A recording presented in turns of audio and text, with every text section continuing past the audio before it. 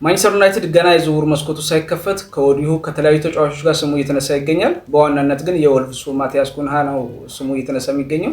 እነ ፋብሪዚዮም እንግዲህ ዝውውሩ መጠናቀቅ ላይ ደርሷል ነው የሚባለው። እኔ በጣም አሪፍ ነው ብዬ የማስበው የፕሪሚየር ሊግ ተጫዋች ስለሆነ ፕሪሚየር ሊጉ ስለሚያውቀው አሁን ብዙ ጊዜ ማንቸስተር ዩናይትድ ተጫዋቾችን ከሌላ ቦታ እያመጣ እንደተጠበቀው አይሆንም። ያው በእርግጥ አሁን ማቲያስም ቢሆን ለወልቭስ መጫወትና ለማንቸስተር መጫወት ይለያያል። ግን ማቲያስ ከሌላው እንደው አሁን ሊጉን እስከሚለምድ ምናምን የሚባል ጊዜ አንጠብቅም።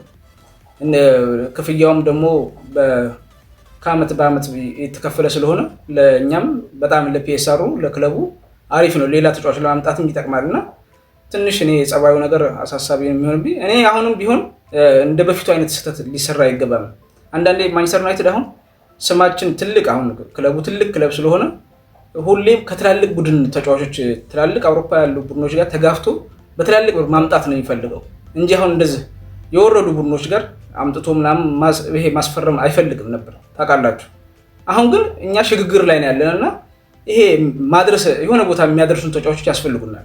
ሊቨርፑልም ብታዩት አርቴታም የተጠቀመው እንደዛ ነው። አይታችሁ ከብራይተን ከየት እያመጣ እንደነበረ የሆነ ቦታ ላይ ዋንጫ ባይሰጡም የሆነ ቦታ ለዋንጫ የሚያቀርቡ ተጫዋቾች ያስፈልጋሉ ከትናንሽ ቡድኖች። አሁን እኛ ግን በቃ ይፎከሳሉ። ሳልባጅ ምናምን ይሄ ከጉልት አንገዛም ሱፐር ማርኬት ብቻ ነው ምርጫቸውና ያ ደግሞ ጥሩ አይደለም። ወደ ዩናይትድ ሲመጡ በርግጥ እዛ የፐርፎርማንስ ላይ ደግሙት ይችላሉ። ምክንያቱም ዩናይትድ መጫወት ሁሉ ነገር በቃ ሽንት ቤት ስትገባ ሚዲያ ላይ ይወጣብሃልና ጫና ይፈጥራል።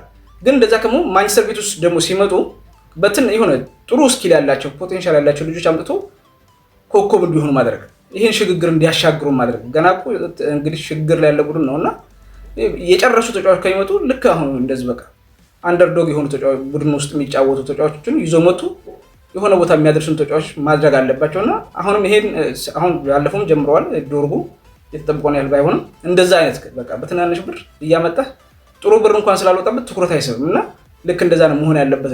አሁን ማቲያስም እንግዲህ በሊጉ መጫወቱም ሌላው ደግሞ እንደውም በወልቭስ ላይ ደግሞ ያው እንዳሞሪም አይነት ነው በቃ የሚጫወቱት 3-4-1 ምናምን ነውና ይመቸዋል። ያ ስለሆነ እንደ አዲስ አይሆንም ብዬ ነው የምገምተው። ግን ያው ማንቸስተር ቤት ውስጥ መጀመሪያ ያላቸውን ፐርፎርማንስ በዛ ግምት መጠበቅ አንችልም። ያው የሚሆነው ነገር ይለያልና እዛ ሲመጡ ሌላ ነገር ነው የሚሆነውና እስቲ የሚሆነውን አብረን እናያለን።